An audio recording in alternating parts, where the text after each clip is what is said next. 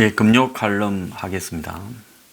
어제 문재인이 취임 2주년 기념 KBS 특별 대담을 하려고 준비한 순간에 오후 4시 반에 대담 4시간 전에 북한이 미사일을 2방을 쐈습니다. 지난 4일날 쏜 미사일은 240km짜리면 이번에는 270km 또 420km 이렇게 거리를 각각 다르게 나간 이스칸데르 미사일 형태이고, 고도는 지난번 한 30km보다는 더 높은 50km 정도의 고도를 이렇게 북한이 거리와 고도를 상당히 기술적으로 이렇게 작업을 한 그런 형태의 미사일을 쐈습니다. 처음에는 노동 미사일을 쐈다. 1300km 정도 나간다 했는데 나중에 북한이 쏜 미사일이 그 정도는 아니고 이제 실질적으로 500km 미만의 이스칸데르를 쏜 것으로 나왔습니다. 자, 그런데 문은 그 몇 시간 후에 이제 KBS와 대담을 하면서 북한의 이런 이딴 미사일 도발에 이런 행위를 계속할 때는 지금 대화가 마지막이라고 이렇게 말을 했는데요. 이 또한 크게 무게감이 실리지 않았습니다. 그는 단거리라도 탄도미사일이라면 유엔 안보리 위반 소지가 없지 않다고 생각한다. 문이 유엔 안보리 결의가 뭔지를 몰라서 그럽니까? 거리가 얼마이든 관계없이 탄도미사일, 발리스틱 미사일을 쏘면 그때부터는 그대로 그냥 유엔 결의를 위반하는 거죠. 그런데 위반의 소지가 없지 않다고 생각한다. 이렇게 말하고, 지난번에는 고도도 낮았고 사거리가 짧아서 미사일로 단정하기가 이르렀는데 오늘은 발사 고도도 낮았지만은 사거리 길이가 길어 단거리 미사일로 추정한다면서, 그것도 추정이라고 말합니다. 오늘 발사는 예측하지 못했다. 이것이 마지막이 될지도 판단하기 어렵다면서 남북 간의 무력을 사용하지 않고 훈련도 휴전선으로부터 일정한 구역 밖에서 하기로 합의했다. 자, 그게 군사회담이잖아요. 자, 여기서 하는 말이 중요합니다. 그런데 이번 미사일 발사는 구역 밖에서 했다. 남북 군사 합의에 위반되는 것이 아니라고 본다라고 말을 했습니다. 미사일이라는 게 길이가 270이고 420인데 그것이 구역 밖이든 아니든 뭔 상관이 있습니까? 결국 한국을 겨냥한 거 아닙니까? 그 정도의 길이는요. 그런데 한국 대통령이 TV에 나가서 취임 2주년 기념식을 한다면서, 기념 대담을 한다면서 이런 소리를 합니까? 그러면서 남북 군사 합의 위반은 아니라고 한다. 어지간히 남북 군사 합의 위반했다 소리 나올까봐 겁이 났던 모양이에요. 한반도 남측이나 일본을 염두에 둔 미사일 도발이 아니라 무기체계 개선을 위한 훈련일 수 있다. 이게 무슨 소리예요? 정말 독재를 하다 보니까 이제 무서운 게 없어져서 이렇게 말을 함부로 합니까? 정말 이러면 안 되죠. 그러지 않습니까? 그러면서 트럼프하고 통화할 때 트럼프가 신경 쓰지 않는다라고 말을 했다며, 트럼프가 김정은을 좋아한다. 대화를 원하고 대화를 통해 잘 해결될 거라고 기대하고 있다. 그러면서 비핵화를 이어나가기 위해 어떻게 할 것인가를 질문하며 자연스럽게 대북 식량 지원을 논의하게 됐다고, 이 와중에 북한에 쌀 준다는 소리 하고 있습니다. 자, 그는 이 문제뿐만 아니라 여러 가지로 황당한 소리를 했는데요. 그런데 진짜 더 황당한 것은 이 나라가 민주국가가 아니라 거의 문재인 해견을 바라보면서 왕조 국가로 되어가는 이야기가 지금 막 나오고 있습니다. 어제 KBS 대담에서 저는 여러 명이 나오는지 한 명이 나오는지 몰라서 어제 번개 뉴핑에서 자, 북한 미사일을 제대로 묻는지 문재인에게 제대로 질문하는지를 잘 관찰해서 그렇게 못할 경우에는 우리가 크게 비판해야 된다. 그렇게 말을 했는데요. 어제 송현정 기자라는 여성이 나왔어요. KBS에. 문에게 묻는 과정에 인상을 썼다, 말을 끊었다라고 이야기를 하면서 지금 또 네티즌들이 그걸 나무라고 있다라고 하며 그 송현정 기자에 대한 문제 제기를 하고 자빠졌습니다. 이거는요, 진짜 지랄하고 자빠진 부분이고, 이렇게 가는 거는 이건 민주국가의 시민을 포기하고 군주제의 백성을 자처하는 그야말로 스스로 노예가 되어가는 행태들입니다. 자, KBS에서 기자를 내세워서 문의 취임 2주년을 이렇게 대담을 한다는 것은 기본적으로 그 성격이 뭐라고 봐야 됩니까? 그거는 문을 띄워주기 위한 성격이고요. 다만 너무 문을 빠는 형태가 되면 중계했던 KBS도 또 문도 스스로 희화될까봐 적당히 짜고 치는 긴장감을 조성했을 거라고 봅니다. 그런데 첫 번째 문제가 트럼프하고의 최근 통화를 갖다가 이야기할 때 진행자가 정부 차원의 직접 지원 방식을 묻자 문은 트럼프가 전폭적인 지지와 관련된 통화 그 내용을 이렇게 말했다라는 식으로 답변을 대신했습니다. 사실 트럼프가 과연 문재인의 대북 식량 지원에 대해 전폭적인 지지를 말했을까 하는 것이 매우 의문이 있었죠.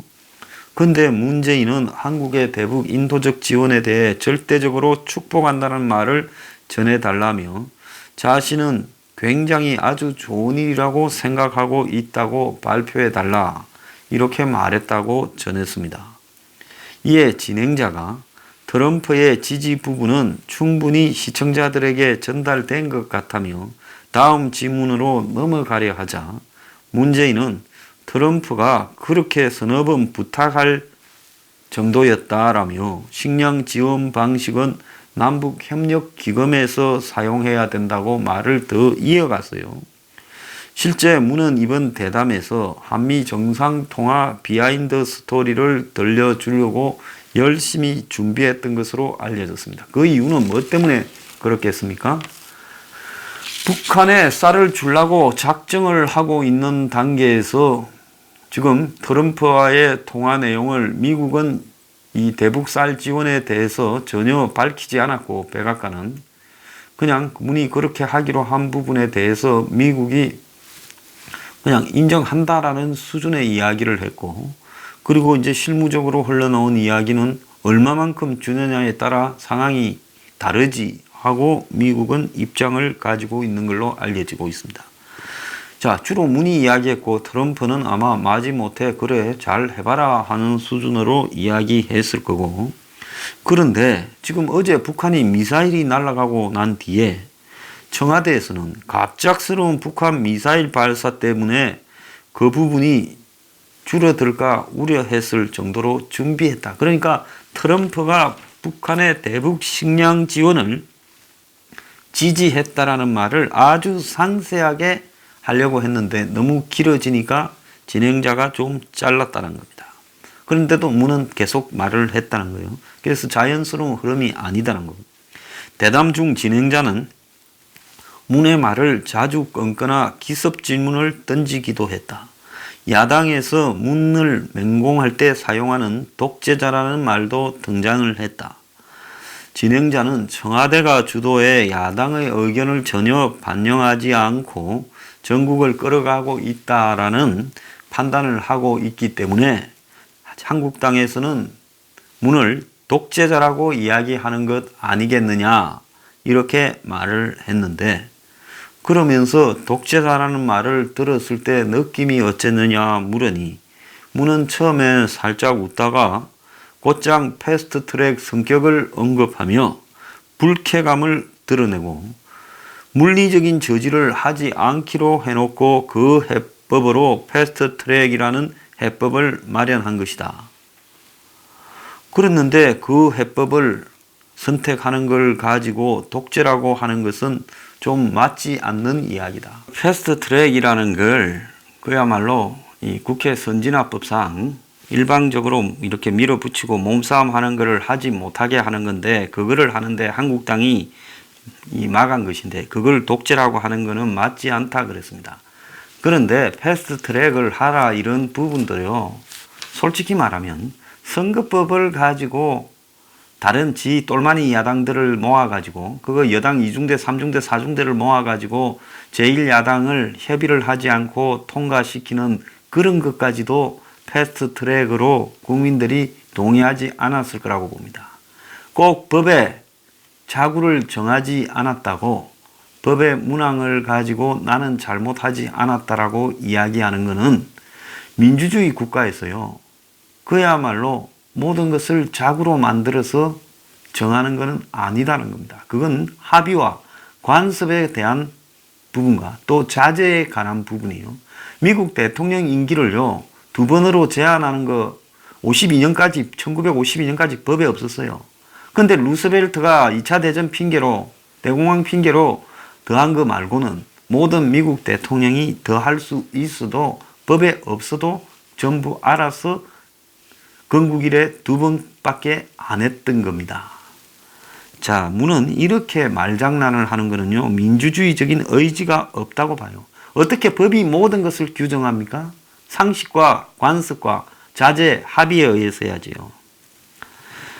자, 그러면서 촛불 민심에 의해 탄생한 정부가 독재, 그냥 독재라고 하면 또 설득력이 떨어질 수 있으니 색깔론을 대 좌파 독재라고 규정했고, 추정하는 것은 참 뭐라 말씀드려야 될지 모르겠다며, 진행자는 그렇게 독재자라고 부르지만 만나야 할 상대라고는 생각하느냐 물었다고 이렇게 지금 나오고 있습니다. 자, 그래서 좀 불쾌했던 모양이에요. 독재라고 하는 부분에. 자, 대통령이 수사권 조정과 관련해서 언급하는 대목에 진행자가 중간에 말을 자르기도 했다. 그래서 말을 자를 수도 있지요. 중언부언하고 엉뚱한 소리 하면 말을 자를 수 있지요. 장관 후보자 인사 검증에 대해 문이 검증 실패를 부정하는 대목에서 진행자가 그런 부분이 제대로 국민한테는 설명되지 않았다고 반박했습니다. 반박할 수 있지요. 또 문에 이 답변을 하는 순간에 진행자가 미간에 약간 찌푸린 채 인상을 쓰는 모습도 포착됐다. 아니, 그럴 수 있지요. 뭐 대통령 앞에서는 그냥 꽃입니까? 방긋방긋 웃으면서 해견해야 돼요. 그런데 청와대 청원 게시판과 이놈의 청원 게시판 불을 태워버리든지 해야지. 실제로 있는 거라면 불을 태워버려야 됩니다. 이거 인터넷이라서 어떻게 할 수도 없지만 KBS 게시판 등에 그 진행자를 비판하는 글이 지금 아주 빗발치고 있고, 포털 사이트에도 진행자 이름이 검색어에 1위도 올라갔다는 겁니다. 그래서 경악을 금할 수 없다. 좀 실력을 가진 사람과 해라. 이렇게 하고, 사회자의 태도가 불량하다. 시청자로 불쾌감을 느끼게 할 만큼 표정과 태도가 있었다. 대통령 말을 답변하는 순간에 답변을 다 끊어먹고 말을 막았다. 답변하고 있는 도중에 사회자가 말을 해서 대통령 답변을 들을 수 없었다. 아니, 우리가 무슨 차베스 같이 문재인의 일방적인 자기 홍보를 듣기 위해서 공중파, 저도 그렇고 여러분도 다 KBS에 시청료를 냅니다. 그런데 그거 시청료는 KBS에서 문재인이 자기 홍보하라고 하는 겁니까? 그러니까 KBS도 까딱 잘못하다가 난리 날 것 같으니까 최소한의 이런 걸 한 거예요. 자, 그것뿐만 아니라 문의 황당한 소리 열전은 끝도 없습니다. 한국 경제 거시적으로 큰 게 성공했고 청년 실업률 아주 나빠졌다. 적폐 수사는 전 정부에서 시작했다. 정말 웃기고 자빠졌어요. 문 정권 되기 전에 박 정권에서 적폐 수사를 시작했다고. 아니, 그렇게 따지면 박은 이명박 정권에서 했다고, 또 이명박 정권은 노무현 정권에서 했다고. 끝도 없는 이야기지요. 우리는 기에 관여하고 있지 않다라고 뻔뻔하게 이야기를 하고 있습니다. 그리고 북한의 미사일 발사에 대해서는 하노이가 회담이 결렬돼서 불만인 듯 보이고 판을 깨려는 건 아니라고 자기가 북한의 대변인처럼 이야기를 하고 있고, 발사 방향으로 봤을 때 미국과 일본에는 위협되지 않는 방식으로 쐈다. 그러면 한국만 위협됩니까? 참 웃기고 있어요. 그 다음에 북의 정상회담을 이 와중에도 제안할 거라고 하고 내달 G20 때 아베 만나면 좋은 일이 있을 거다라는 식으로 말을 했습니다. 이농 청와대는 도발 2시간 전에 평화가 일상이 된다라는 글을 올렸다고 합니다. 북한에 미사일을 쐈는데도 NSC까지 소집하지도 않고 또 오전에 통일부가 북한에 식량 지원 추진한다고 논의했고 당정은 남북교류협력기금을 40% 정액하는 논의를 했다고 합니다. 북한이 미사일을 쏘고 120시간 동안 우리 군이 분석만 하는 사이에 발사체가 맞고 미사일이 아닌 것 같다고 분석만 하는 동안에 또 쐈습니다. 자, 문은 어제 임금 격차가 역대 최저다.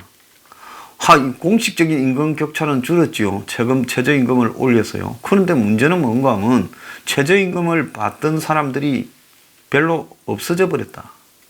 그래서 최저임금 받는 사람이 실업자가 되거나 전부 그냥 파트타임 열악한 상황의 근로자로 전락해 버렸다는 겁니다. 알바생이 됐다는 거죠.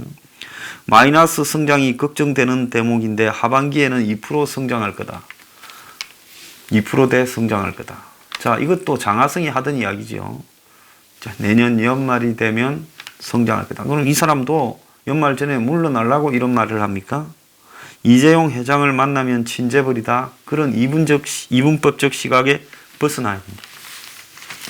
대통령이 재벌 회장을 만날 수는 있지만은 특정 재벌을 손을 들어주는 쪽으로, 그것도 그 재벌을 지금 죽이려고 심지어 막 땅 밑에 파묻어 놓은 것도 찾아내고 회사 직원까지 집에 가서도 찾아내고 그래서 이재용이의 한마디로 기획실 같은 데서 직접 시켰다라는 것을 찾아내곤 지금 범죄 혐의자. 지금 이 정권은 그렇게 만들어가고 있잖아요. 그리고 지금 박근혜 전 정권과 관련된 재판에 대해서도 지금 대부분이 남아있잖아요. 그렇게 이렇게 현 정권도 전 정권 관련해서도 지금 혐의자로 조사받고 있는 사람을 대통령이 그 공장에 가서 만나서 어깨 두드리고 하면 그게 일반 국민들이 봤을 때 법 앞에 국민들이 평등하다고 느끼겠습니까? 그리고 봐주려면 배째라고 봐주지. 지금 뭡니까? 또 한쪽으로는 열심히 죽이려고 수사를 해서 점점 죄가 늘어나고 있어요. 삼성 바이오로직 관련해서요. 그럼 이재용이 성계가 불법이라는 결론이 나올 수도 있어요. 그런 과정에서 문이 보인 행동이 자연스러운 일이고 옳은 일입니까?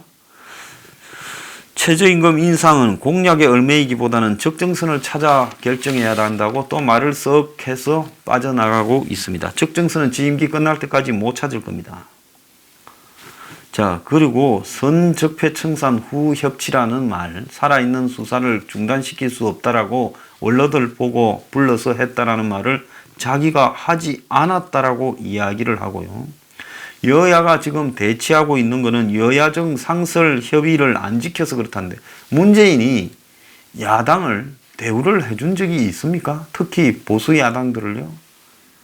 그야말로 지 필요할 때 평양 가기 전이나 한번 불러가지고 북한과 관련되는 판문점 합의나 이런 거 국회에서 비준해달라고 이야기했지. 언제 야당을 불러서 국정운영의 파트너로서 소통과 타협을 한 적이 있다고 국민들이 생각을 합니까? 자, 조국 수석 거치는 본인 문제다. 이제 이 대목에서 황당해져 버렸습니다. 어떻게 민정수석을 자르고 안 자르는 것은 대통령 결정이지 조국이는 지가 나갈 때 나가는 거고 지가 나가기 싫으면 언제까지 있을 수 있다 말입니까? 대통령이 어떻게 이런 말을 할 수가 있어요? 저는 조국 수석에게 무슨 정치를 권유하거나 할 생각은 없다. 전적으로 본인이 판단할 문제다. 조국이야말로 문재인한테 그냥 모든 권한을 위임받은 모양입니다. 그래 놓고는 박근혜 전 대통령 사면은 말하기는 이르다라고 이야기하고 검찰이 제 역할을 못해 수사권 조정 논의를 하고 있다. 더욱 겸허해져야. 자, 검찰은 거의 쪼다를 만들었어요. 윤석열이가 얼마나 문재인의 주구가 되어서 문 정권을 위해서 물어나는데 다 물고 자빠졌는데 이제 와가지고 검찰이 제 역할을 못했다고 합니다. 그러니까 멋주고 빤맞은 격이 돼버렸어요. 검찰은 쪽팔리지도 않습니까? 한일 갈등에 대해 과거사 갈등은 한국이 만들지 않았다. 일본 지도자들이 국내 정치로 한일 갈등을 만들고 있다. 이렇게 말을 했습니다. 누가 봐도 위안부와 징용 문제를 다시 끌어내가지고 시비를 걸은 게 문이라는 걸 알고 있는데 문이 이렇게 말합니다. 그래서 이 사람은 보면요.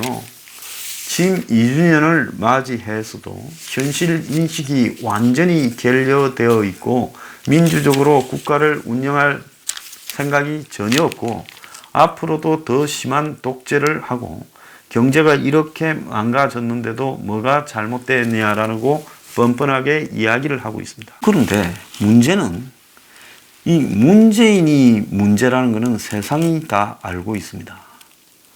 그런데 문재인이 2년이 되도록 이렇게 뻔뻔한 말을 하고 있다는 것은 이건 문재인의 문제인 것보다도 보통 사람들은 이런 식으로 엉망을 만들어 놓고 이렇게 뻔뻔하게 말을 못합니다. 왜? 국민과 야당의 시선이 두려워서요. 그런데 지금 야당의 시선을 전혀 두려워하지 않고 자신의 반대하는 세력, 보수 세력의 시선을 정말로 조금도 의식하지 않고 있다는 겁니다. 이거는 또 한편 누구의 문제인가 하면 한국 보수의 문제라고 저는 보고 있습니다. 문재인이 봤을 때 정말로 보수가 재집권을 하고 총선에서 이길 가능성이 높다고 보면 문이 절대 저런 말을 하지 못하지요. 문은 절대로 총선에서 자기가 이긴다. 또 대선에서 정권을 창출한다라는 생각을 확고하게 하고 있기 때문에 어제 제가 말한 것처럼 기왕에 북한과의 이런저런 거래로 달리는 호랑이에 올라탔고 중간에 내리는 순간 자기는 죽기 때문에 이제 죽어도 고 못 먹어도 고다라고 가는 겁니다. 그런데 그래도 야당이나 보수 세력이 매섭고 정말로 날카로운 공격과 비판을 하고 제대로 국민에게 체계적인 보수 개혁과 반성 성찰에 비롯된 대안을 제시하고 이러면요 문이 취임 2주년 대담을 이따위로 하지 못할 거고 어제 북한의 미사일이 자신의 2주년 기념일에 날라왔을 때 이런 식으로 국민을 갖다가 조롱하지 못할 거라고 보고 있습니다. 저는 어제 해견했어요. 국민을 조롱했다고 보고 있습니다.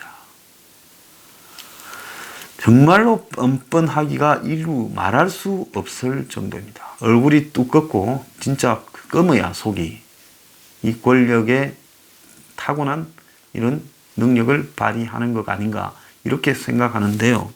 어제 얼마나 문이 지금 이 세상을 우습게 바라보고 있는가라는 걸 보였는데 이것은 거꾸로 말하면 한국의 지금 보수 세력, 보수 정당이나 보수 세력이라고 문을 반대하는 지지층들이 얼마나 우습게 보이면 문이 이렇게 말을 할 수 있냐는 겁니다. 자, 내년에 문의 3주년쯤에는 이제 총선이 끝났을 때일 겁니다. 자, 총선 결과를 보고 또 내년에는 문이 어떤 말을 할까요? 문이 저런 말을 할 때 우리가요, 문을 싫어하는 사람들은 얼마나 우리가 문한테 우습게 보였는가, 이 잘못이 우리한테 있는 거 아닌가, 진짜 고민을 깊게 해야 된다고 봅니다. 전혀 문에게 위협 세력으로 등장하지 못하고 있고 또 언젠가는 그들이 문을 적폐로서 청산할 가능성에 대해 눈꼽만큼도 생각하고 있지 않으니까 문이 이런 말을 하고 있다고 봅니다. 역대 대통령들 중에서요, 이렇게 두껍게 그야말로 말되지 않는 소리를 이런 식으로 강변한, 국민이 전체가 보는 생방송에서 강변한 경우는 보지 못했습니다.